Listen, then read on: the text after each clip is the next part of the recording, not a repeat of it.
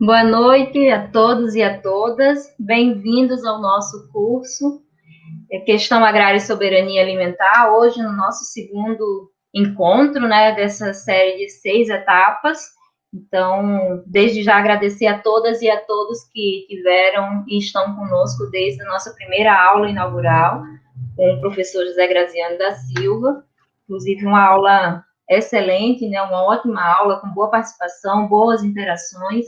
Então, hoje a gente também vai ter a nossa segunda aula com o tema de agroecologia e soberania alimentar, com dois grandes companheiros aí que vão estar hoje trabalhando essa temática.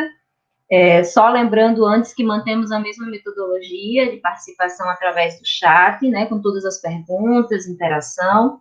Então, a gente vai tentar manter essa mesma metodologia, só para garantir, antes de passar para os dois companheiros e apresentá-los. A lista de presença a gente vai manter no mesmo sistema, vai estar no chat e também vai estar nos nossos grupos de debate, né? Então, a gente continua fazendo a nossa transmissão das nossas aulas através do canal do Centro de Formação Paulo Freire, né? Então, quem ainda não acompanha, poder acompanhar, estamos tendo vários cursos interessantes para quem quiser continuar esse processo da formação, né? Hoje teve o curso José de Castro, para a nossa participação.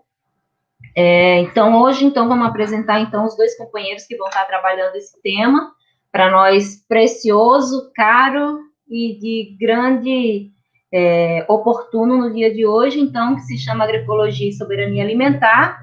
Nós vamos começar hoje com o Adalberto Pardal, né? Vai estar hoje no setor de produção do MST, né? Pardal, bem-vindo à nossa aula, né? Agradecer a participação. O professor Jorge Matos, que é o professor da Universidade Federal Rural aqui de Pernambuco e do NAC. Obrigada, professor, também por aceitar o nosso convite, participar. Bem-vindo à nossa série de cursos, né? Então, agradecer aos dois companheiros e já para a gente garantir o nosso tema e o nosso tempo para o debate, né, garantir que os companheiros tenham o tempo necessário de desenvolver os seus conteúdos e a gente para as perguntas e posterior a nossas interação aí com o Pardal e o Jorge Matos. Então, Pardal, vamos começar contigo. Fique à vontade, bem-vindo ao nosso curso mais uma vez. Pode se apresentar melhor, da forma como você preferir. Obrigada, fique à vontade. Muito bem. Estão me ouvindo bem aí, Maria? Tranquilo? Joia. Então tá, um bom fim de tarde, início de noite aí para vocês, companheiros e companheiras aí no Pernambuco, né? Não só, mas esparramado pelo Brasil. Desde já agradecer o convite do Centro de Formação Paulo Freire, aí de Caruaru, para estar junto com vocês apresentando um pouco uma síntese das experiências de agroecologia aqui do Rio Grande do Sul, em especial da região metropolitana. Mas antes de iniciar no tema, queria fazer duas menções. Uma delas é a satisfação de estar podendo participar dessa atividade com a militância popular, social aí do Pernambuco, né? De nos emocionar o que vocês estão realizando aí com essas atividades de solidariedade. As marmitas solidárias, esse Banco Popular de Alimentos, Mãos Solidárias, o curso de agentes populares de saúde, né? Um conjunto de ações que a militância popular, social e também nós, o MST, dentro desse bojo, estamos realizando, que nos enche de orgulho e me faz muito feliz dizer que eu sou companheiro de vocês. Isso nos torna, me enche de energia, de força, né, e de alegria de vê-los, né, o conjunto de ação que vocês desenvolvem. Vocês são um exemplo para essa militância social brasileira, viu? Parabéns, eu não poderia deixar de destacar isso, porque isso me emociona, me marca e me orgulha muito, demais, né, ter vocês como companheiros nessa grande luta pelas mudanças sociais no Brasil. E o segundo elemento, com tristeza, hoje foi publicado os vetos, não é, do Bolsonaro ao programa de ajuda emergencial à agricultura familiar, não é? Sobraram 2 artigos, ainda que importantes, não é? Mas cortou tudo praticamente, né? São 14 vetos, uma vergonha, uma coisa. Vamos ver se o Congresso derruba esses vetos e mantém esse auxílio tão importante para esse setor, né, que é estratégico para a produção de alimentos no Brasil, né? Bem, amigos, companheiros e companheiras, vamos entrar então no tema que me coube, que é falar um pouco mais da agroecologia dessa experiência, né? Primeiro, dizer a vocês que essa experiência ocorre numa região, que é a região metropolitana de Porto Alegre, não é? Onde as famílias que aqui se assentaram vêm de uma região norte e noroeste do estado, do Rio Grande do Sul, que é uma região marcada pela agricultura camponesa, pelo minifúndio, não é? Mas são agricultores que têm no seu acervo tecnológico, nos seus conhecimentos, a lida em terras altas, a lida em terras não encharcadas, não é? Não em banhado. E a região metropolitana é marcadamente presente as várzeas, essa área encharcada, não é? Então, os 4 ciclos de ocupação aqui desse território da região metropolitana, nós tivemos as primeiras famílias chegando em 89, decorrente da ocupação da Fazenda None, que começou lá em outubro de 85, então vão chegar as primeiras famílias em 89, em meados de 90 vão chegar mais um grupo importante, sobretudo o grupo que vai formar as cooperativas coletivas aqui, no final de 90 vamos ter a formação de um assentamento muito grande para a realidade gaúcha, né, que é em Viamão, onde tem uma base de arroz ecológico, vai ser 99, 2000, e depois vamos ter um quarto ciclo que vai ser em meados dos anos 2000, que vai, então, ter um grupo também grande, família sendo assentada aqui, né? Então, essa territorialização parte da luta pela terra, desenvolvida pelo MST, e leva a um choque técnico-produtivo para as famílias, que é como lidar com o banhado, não é? Pela experiência anterior, foi uma grande descoberta como fazer isso.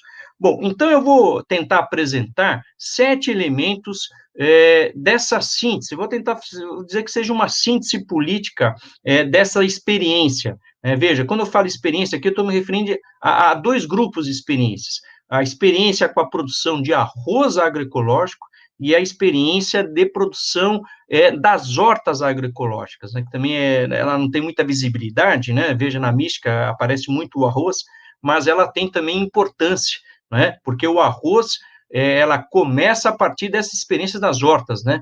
Hortas ecológicas que vai dar uma certa base, uma certa firmeza para a gente avançar depois com o arroz, né?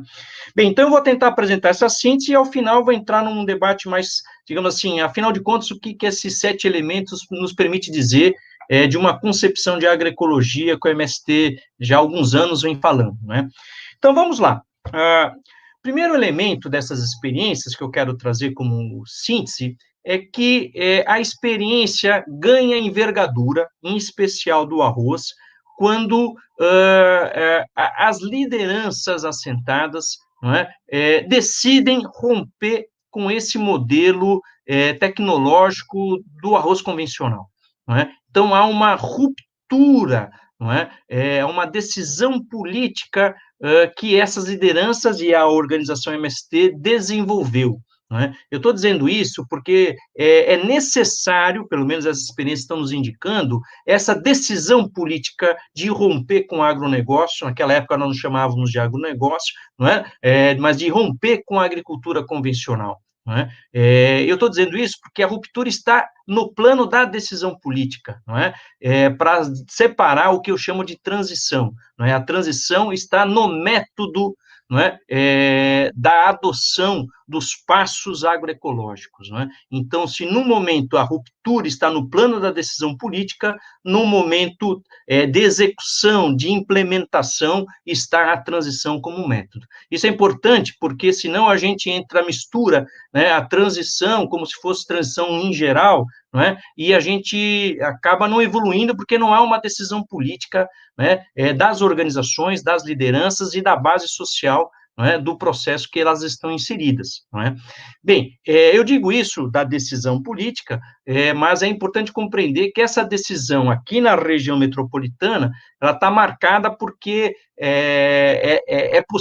foi possível sustentar essa decisão, porque nós tínhamos algumas cooperativas organizadas, basicamente 3 cooperativas coletivas, não é? Nós tínhamos algumas associações, não é? Tínhamos uma cooperativa regional, de estrutura mais comercial, e tínhamos, ainda com muito limite, mas tínhamos um grau de assistência técnica que o MST orientava, dirigia, conduzia, e as lideranças liberadas, que, articuladas, conseguiu dar esse salto.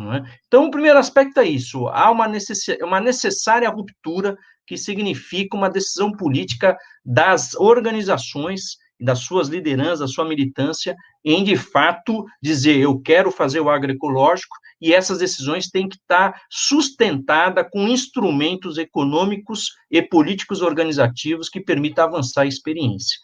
Bom, o segundo elemento de síntese, que me parece relevante, é que todo esse trabalho nas hortas e no arroz, ela tem a centralidade o trabalho cooperado. Claro que é o trabalho das famílias assentadas, mas esse trabalho tem níveis de entreajuda os mais diversos possíveis. A experiência do arroz é riquíssimo, os níveis de cooperação que a gente desenvolve. Então, a gente tem grupos informais, que são famílias assentadas que se reúnem, para lidar com as suas lavouras, decidem sobre os manejos, decidem sobre os processos, o planejamento. Nós temos associações, nós temos cooperativas locais, cooperativa regional. Então, você percebe que ele é um complexo de cooperação, mas é um complexo de trabalho cooperado. Isso nos permitiu, esse trabalho cooperado, nos permitiu controlar toda a cadeia produtiva do arroz. Então, dentro dessas 360 famílias, que estão produzindo arroz ecológico, nós temos em torno de 30 famílias, que se dedicam a produzir a semente do arroz para esse sistema. Além da produção que vai ter nos grupos, nós também temos toda uma divisão de tarefas quanto ao recebimento da safra, armazenamento, beneficiamento. Nós temos a cooperativa regional, que coordena a marca, vocês viram na mística ali, a Terra Livre, que faz o processo comercial, ainda que as cooperativas locais também têm a sua marca, a Copan, que estava na mística, tem a sua marca chamada Copan, que comercializa, mas isso é coordenado, e é coordenado dentro de um grupo que nós chamamos de grupo gestor, que daqui a pouquinho eu vou abordar isso. Mas eu quero chamar a atenção que toda essa experiência está centrada no trabalho cooperado, ele vai além do trabalho familiar, individual da sua família no norte. Ele pressupõe, algumas cooperativas coletivas fazem coletivamente, mas pressupõe que a gestão de todo o processo se dê coletivamente. Bem, veja que o terceiro elemento decorrente desse trabalho é justamente a gestão compartilhada. Ainda que eu tenha uma cooperativa regional, ela está dentro e tem em pé de igualdade com as outras cooperativas e com os outros grupos informais de produtores, estão dentro do grupo gestor. Então, o grupo gestor do arroz ecológico, grupo gestor das hortas ecológicas, é uma metodologia de organização social, onde as pessoas participam. Então, veja, há vários níveis de participação dessas pessoas, mas o resultado é que você coordena, através do grupo gestor, toda a cadeia produtiva, e o resultado do trabalho, que é gerado, esse trabalho excedente, essa riqueza que é gerada, ela é distribuída de uma forma não igualitária, mas mais equilibrada, equitativamente, conforme o trabalho aportado pelas famílias dentro do processo de produção, ou das hortas, ou do arroz. Então, há uma experiência muito interessante de gestão compartilhada, que tem como princípio qual ideia? A ideia é a seguinte, quem produz, quem trabalha, tem que planejar, tem que decidir, tem que controlar, tem que avaliar. Então, aqui, a gente junta aquilo que o capitalismo separou entre concepção, planejamento e execução. Aqui não, aqui a gente junta. Aqui, quem tem a palavra é quem produz, quem trabalha, e é eles que têm que decidir. Então, há um reencontro com aquela visão taylorista alienada, em trabalho intelectual e trabalho manual, esse fracionamento que o capitalismo fez, e a gente consegue, a partir de um método de gestão, juntar não é? Todos aqueles que trabalham, participam, decidem, não é? Uma outra dimensão importante desse processo também é a participação. Claro que no grupo das hortas, a presença feminina é muito maior do que no arroz, né? Inclusive elas dirigem o processo, né? Seja da produção, seja da feira, né? Seja dos PAs que nós temos, ainda temos, né? Pelo menos um PA ainda está em vigor aqui, não é? Então, veja que há uma participação também da juventude, vocês viram na Mística, né, na Copan, aí, os jovens coordenando o setor de armazenamento, mas eles estão presentes em vários momentos da produção, do processo produtivo do arroz, né? Então, há um processo de gestão compartilhada, não é, que permite uma melhor também, não só tomada de decisão coletiva, participação efetiva de quem trabalha, mas também permite uma melhor distribuição da riqueza gerada dentro desse processo, né, que essa é a grande questão, né, para onde vai o trabalho que eu gero, esse trabalho excedente que vai para além das minhas necessidades da minha família, né? Então, aqui se tenta equalizar essa distribuição, e o princípio é claro, é cada um segundo o seu trabalho aportado, né? Bem, o quarto elemento de síntese que decorre desse trabalho cooperado também é a produção de conhecimento. Como eu disse na introdução, as famílias não conheciam as várzeas, né? E isso só foi possível chegar no arroz ecológico porque essas pessoas se desafiaram, né? Sejam as cooperativas coletivas, sejam os agricultores familiares nos seus lotes, né? Eles se desafiaram a ir para o banhado e produzir, não é? E, sobretudo, a partir 98, 99, não é, em função de uma crise econômica que o arroz estava, não é, essas famílias e esses grupos coletivos decidiram arriscar um pouquinho mais e plantar sem o uso de insumos, sem o uso de venenos, não é, e essas experiências, essas duas safras, não é, que se iniciou em pequenas escalas, geraram a necessidade de intercâmbio. Então, nós, em 2001, vamos fazer o primeiro encontro do arroz ecológico, aonde esses agricultores assentados, onde essas cooperativas coletivas vão intercambiar experiências, vão dialogar sobre os manejos, sobre os problemas técnicos, sobre os consórcios, né? Vão surgir várias experiências consorciando peixe, consorciando pato de marreco de Pequim dentro do arroz, né? Então, vai ter uma série de maneiras que o pessoal vai estar desenvolvendo, não é? Além dessa troca de experiências intensa entre os agricultores, nós também nos apoiamos em as poucas experiências aqui no Rio Grande do Sul de arroz ecológico que tinha em pequena propriedade, que diferente de Santa Catarina, que o arroz lá é fundamentalmente em pequenas propriedades, aqui no Rio Grande o arroz se dá em grandes fazendas arrendadas pelos capitalistas arrendatários. Aqui não tem espaço para o pequeno. Mas a gente descobriu, próximo dos nossos assentamentos, alguns pequenos agricultores que produziam, inclusive com biodinâmica, né? Produtores biodinâmicos de arroz ecológico. E aí nós passamos a fazer intercâmbio com esses camaradas, esses sujeitos que nos apoiaram muito, e nós aprendemos muito com eles também, não é? Eles aprenderam o processo organizativo da nossa engenharia social, não é? E nós aprendemos uma série de manejos, não é? De técnicas com esse pessoal, né? Veja que também dentro desse processo a formação, a capacitação está posta, né? Em todos os momentos, né? Seja no momento da produção, então nós temos aqui, todo ano se faz, não é? Começa a floração do arroz, se faz uma capacitação sobre a floração, se faz capacitação sobre condução das águas dentro das quadras, né? Como que eu faço para a água entrar, para a água sair, né? Esse sistema todo de irrigação e drenagem, né? Tem também capacitação e treinamento que nós realizamos, as nossas cooperativas, né? Nos engenhos, né? Os engenhos que recebem arroz, como que faz classificação do arroz, como que se faz cálculo de impureza, extração disso, né? Mas também para os próprios agricultores, no momento da colheita, se faz treinamento para as pessoas terem noção do que significa o arroz, depois de colhido, ficar horas parado no sol, né? Porque o arroz, diferente da soja, que é uma barbada de armazenar, o arroz perde toda a qualidade, né? Porque ele acelera, gera-se o que se chama de arroz, me fugiu o nome, mas ele passa a germinar, ele passa a cozinhar dentro da casca, não é? Então, ele tem que ser rapidamente escoado para armazenamento, resfriamento, não é? Secagem.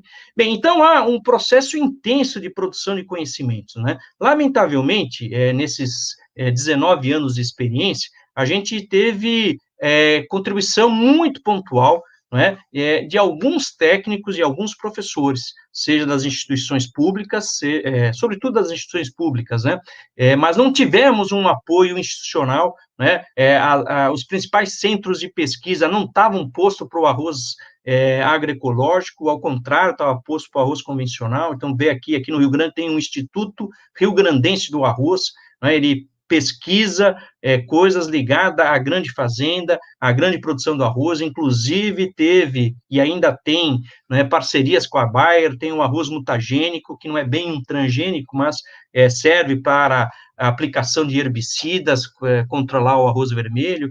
Bom, enfim, então, essa produção de conhecimento foi fundamentalmente entre agricultores, né, num diálogo, vamos chamar assim, diálogo de saberes, que a gente foi produzindo, né? Claro que, pontualmente, vale destacar alguns profissionais, né, que nos ajudaram nesse processo de encontrar também saídas a partir de elementos técnicos científicos, né? Então, foi uma interação interessante, mas o fundamental foi essa experiência entre agricultores. Bom, o quinto elemento de síntese que decorre desse trabalho cooperado também é o que a gente pode chamar da nova ética que vai se formando, né? E aqui eu quero entrar numa discussão filosófica que, para vocês entenderem, quando a gente está falando de ética, nós estamos falando de valores que a ação, o ato de trabalho, ela gera, né? O ser humano, ao desenvolver a atividade produtiva, ele desenvolve algo que os outros seres da natureza não desenvolvem, que é justamente o momento da teleologia, o momento de projeto, o momento de conceber, de pôr intencionalidade, de projetar a sua ação, não é? E esse ato teleológico, ele ocorre fundamentalmente na consciência, no pensamento, nesse momento da abstração, mas ali ocorrem escolhas, né, sobre caminhos que eu vou seguir, e essas escolhas, um dos elementos é os valores que operam nessas escolhas, né? E o que nós estamos percebendo é que, ao as famílias escolherem o caminho da agroecologia, fica nesse universo da consciência desses seres humanos, né, fica evidente nessas escolhas pela agroecologia a contradição que é essa produção convencional do agronegócio, não é? Então, isso se explicita, eu escolho isso porque eu não quero aquilo, não é? E isso essas escolhas da agroecologia, sobretudo, aproxima esses seres humanos daquilo que os humanos têm de melhor, né? Então, isso leva ao que se chama da conexão do ser humano ao gênero humano, não é? Isso gera uma nova ética. Isso se manifesta como? Né, praticamente na vida cotidiana das pessoas. Como que isso se manifesta? Isso se manifesta naquilo que todos vocês, que são produtores agroecológicos, ou todos vocês que conhecem esses produtores, percebem que essa imensa satisfação, essa imensa alegria desses produtores em estar trazendo uma produção saudável, agroecológico para a sociedade. Né? Então, essa satisfação, essa alegria é a expressão desse momento ético em que o gênero humano se materializa. Não é? Então, eu me aproximo do gênero humano e isso cria condições para a gente avançar na nossa emancipação em vistas da superação das alienações que a vida cotidiana, material da sociedade capitalista vai nos colocando. Não é? Então, eu gero uma nova ética, e isso se reflete, inclusive, na organização política do MST. Não é? Você vai ter um outro padrão de relacionamento entre os companheiros, não é? E entre as camaradas. Não é? Bem, então, o sexto elemento que eu posso colocar da síntese desse processo nosso é que essa experiência, não é, ela é dirigida e ela é orientada por uma organização política, no caso, o MST. E essa organização política tem um programa político, não é, que desde 2014, ele começa a ser formulado lá atrás, em 2007, mas desde 2014, esse programa político se expressa no que nós passamos a chamar de reforma agrária popular. Não é? Então, veja, esse elemento do projeto político, da organização política, ele gera no cotidiano desses grupos gestores uma identidade. não é? Então, ainda que os grupos, né, de produtores organizados, formalmente via cooperativa, associação, ou informalmente como grupos de produtores, ainda que no nível lá da base crie-se tensões por disputas corporativas que às vezes pode ter um caso ou outro, não é? Esses interesses que sempre tem, não é? Essas brigas que podem surgir, não é? É claro que o espaço democrático permite, na gestão do grupo gestor, né, permite superar isso, mas no fundo, apesar das diferenças corporativas, todas essas pessoas se identificam como MST, como sem terra do MST. Né? Então, essa identidade política é fundamental, né? E ela se dá porque existe uma organização que tem um projeto, né? Um projeto político de sociedade. Né? Então, veja, essa característica marca. Por isso que não dá para dizer que o MST é uma rede. Ah, experiências de rede de agroecologia do MST. Não é. Né? Ele é muito maior, porque nós mexemos com um conjunto da cadeia produtiva, nós temos uma identidade política, nós temos uma unidade programática, não é? Então, não é um encontro de diferentes sujeitos que se articulam para uma finalidade específica, pode ser certificação, pode ser comercialização.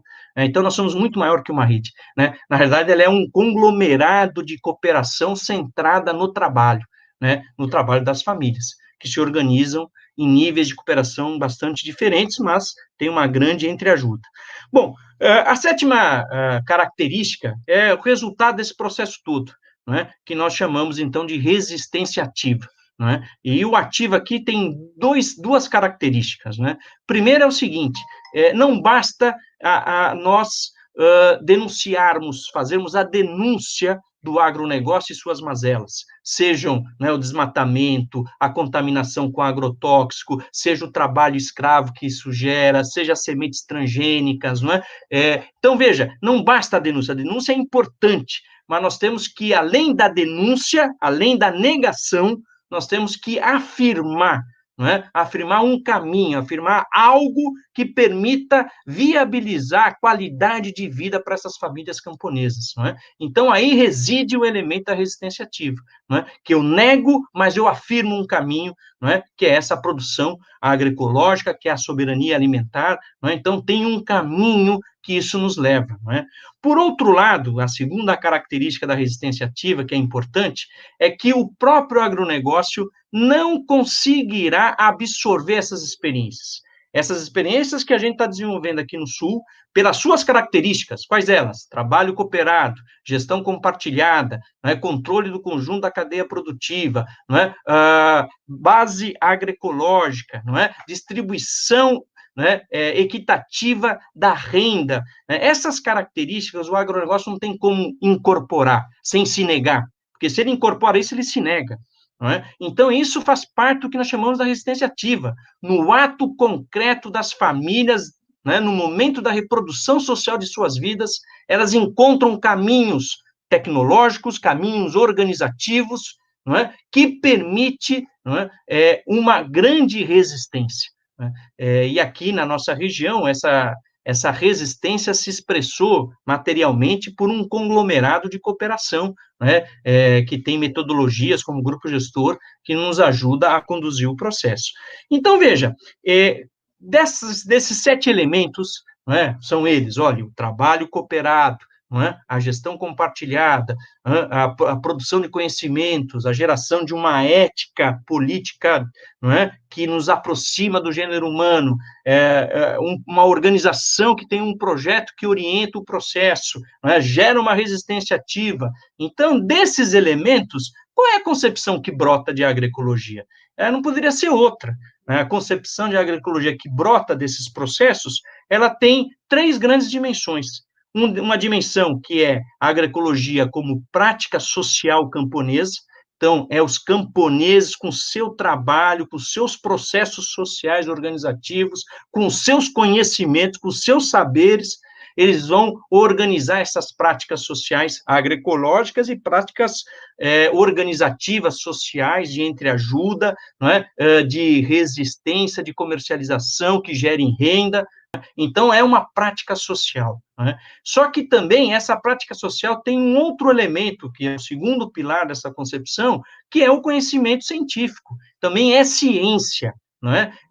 Ciência não apenas como um conjunto de técnicas, não é? Mas, sobretudo, ciência no sentido de compreender as legalidades que estão nos fenômenos da natureza e nos fenômenos em sociedade. Então, esses camponeses vão se apropriando também de conhecimento científico que permite eles entenderem melhor os seus processos de produção agroecológica, mas também os seus processos organizativos e a sua inserção na sociedade capitalista, entender a sua exploração. Então, percebe que a ciência é necessária, mas não como uma agroecologia em que as ciências são apenas práticas ou técnicas, né, pontuais, né, mas ela é também uma articulação de conhecimentos da ecologia, da agronomia, da veterinária, da sociologia, da história, da geografia, né, da economia, por que não? Né? Então, é uma articulação de conhecimentos. Né? E o terceiro pilar, que na nossa concepção sustenta a nossa compreensão de agroecologia, é a luta social. Né? Então, não tem como não pensarmos a dimensão da luta. Eu esqueci de comentar algo, né, quando eu falei da sexta característica, que essa experiência é dirigida pelo movimento, eu acabei esquecendo de falar de um aspecto, que além de ser dirigida por um movimento que tem um programa político, as experiências têm no seu método organizativo também a luta política. Então, aqui no Rio Grande do Sul, diferente de outros estados,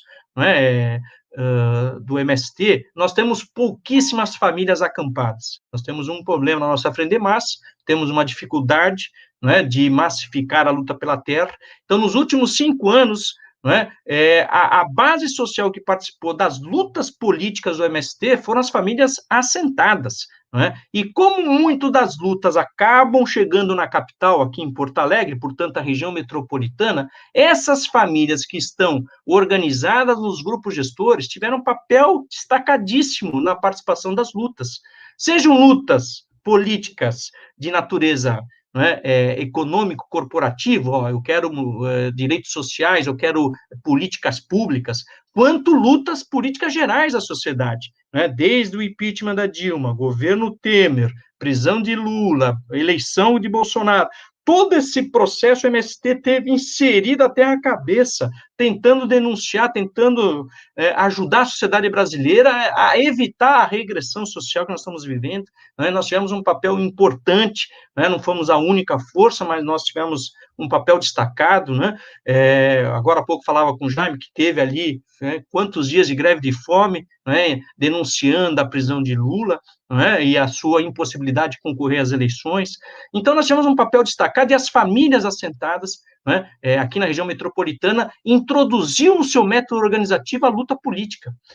Então, veja, o terceiro elemento que compõe a nossa concepção de agroecologia é a luta social. Então, não tem como não ver isso como elemento que estrutura a nossa concepção de agroecologia. Então, para ir finalizando, que já está passando o tempo, eu queria dizer mais duas coisas. Claro que quando o MST, em 2014, estabelece uma nova estratégia para a luta política no campo, que é a reforma agrária popular, note, eu vou fazer um parênteses aqui, a gente cria uma nova estratégia porque o inimigo político no campo mudou, por isso que tem uma nova estratégia, porque o inimigo se altera, ganha mais força. Então, quem que é esse inimigo? Não é mais aquele velho latifúndio improdutivo, é ele, mas é ele articulado com outras forças econômicas que nós chamamos de agronegócio. Então, para nós, agronegócio não é somente o negócio agrícola, ele é mais do que isso, ele é uma nova correlação de força no campo, então é uma nova dimensão da luta de classes no campo, e o agronegócio é a expressão de uma fase de desenvolvimento do capitalismo brasileiro. Então, o agronegócio é o modelo agrícola do capital financeiro. Então, mudou significativamente a correlação de forças no campo, e isso travou a reforma agrária. Não é só um problema porque o Lula não fez a reforma agrária e o MST se acovardou, não quis lutar contra o Lula, nada disso, é que a condição material no campo mudou, mudou o inimigo. Então, a gente restabelece uma nova estratégia, porque o inimigo muda. Então, quando a gente coloca a reforma agrária popular, né, ela dá uma ênfase extraordinária a essas dimensões, né, que nos reconecta à função social da terra. Então, seja a agroecologia, não é? A produção de alimentos, e agora com a pandemia isso ganhou força, a doação, né? Mas também essa campanha que o ano passado nós lançamos, que foi plantando árvores, produzindo alimentos, né? Essa ideia de colocar, né, 100 milhões de árvores né, em 10 anos, são ações que recoloca para a base assentada e acampada a função social da terra e a função social dos camponeses. Em outros termos, agora não basta só ter acesso à terra, isso é fundamental para a reforma agrária popular, o acesso à terra, mas agora também é fundamental discutir o que eu vou produzir, como que eu vou produzir e para quem que eu vou produzir. Não é? Então, veja, a reforma agrária popular, essa nova estratégia, reforça, não é, essa orientação política do trabalho, da soberania alimentar, da agroecologia, da recuperação dos bens comuns da sociedade, em especial os bens da natureza, né, que nós, camponeses, temos um trabalho essencial a fazer. Então, para ir finalizando, essa era uma coisa que eu queria chamar a atenção. Então, nós estamos muito bem posicionados, porque a reforma agrária popular, em sua estratégia do MST, reforça, né, e põe na centralidade essa função social de que a terra precisa tê-la. E para concluir, então, eu vou concluir com uma provocação, né, chamando a atenção da companheirada do seguinte: na agroecologia é muito comum nós falarmos sobre um novo paradigma, né? Olha, vamos mudar o paradigma produtivo, alguns vão até mais longe, vão mudar o paradigma de distribuição, circulação, consumo, né? Agora, eu quero chamar a atenção para vocês que, ainda que seja necessária essa mudança de paradigmas de produção e de distribuição, né, isso não resolve os problemas, né, porque se a gente não abolir, né, o sistema de trabalho assalariado, portanto, se não abolir as relações sociais capitalistas, e se a gente não criar condições, na medida que abole, não é, o sistema de reprodução do capital, não é, se a gente não cria condições para que a gente supere, né, o patriarcado, o machismo, a homofobia, se a gente não cria condições para a emancipação humana, não basta a gente fazer a mudança de paradigma. Então, nós temos que colocar na centralidade a luta anticapitalista. Né? Então, para nós, o projeto societário que permite superar, né, esse sistema de trabalho assalariado, permite criar condições para a emancipação humana, tem um nome, e esse nome é socialismo. Claro que é um socialismo que tem que estar comprometido radicalmente com a ecologia, se não tiver, perde força. Claro que esse socialismo tem que estar radicalmente comprometido com a democracia popular de base, se não tiver assim, perde força. Claro que esse socialismo tem que estar comprometido, né, com o que nós chamamos de igualdade substantiva, onde a gente supere todas as nossas diferenças, visões preconceituosas, que a gente consiga, assim, se ver como iguais, não é? Que livremente associados estaremos produzindo a vida, não é? E produzindo em abundância. Bem, companheiros e companheiras, eu paro por aqui, não é? E depois a gente volta para o debate, que eu estou louco para ouvir também o professor Jorge. Tá bem, Maria? É contigo aí. Obrigado.